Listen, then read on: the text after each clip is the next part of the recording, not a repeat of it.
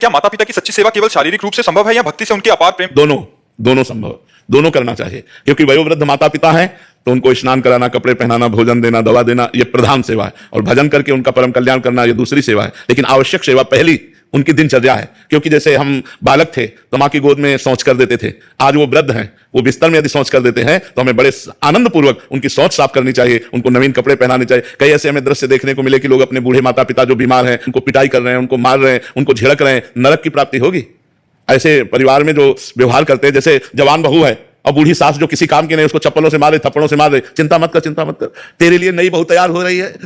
लिख लो हमारी बात, लिख लो। अगर आपने अपने सासू के साथ बर्ताव ऐसा किया तो तुम्हारी बहू जो आएगी तुमसे बढ़कर आएगी।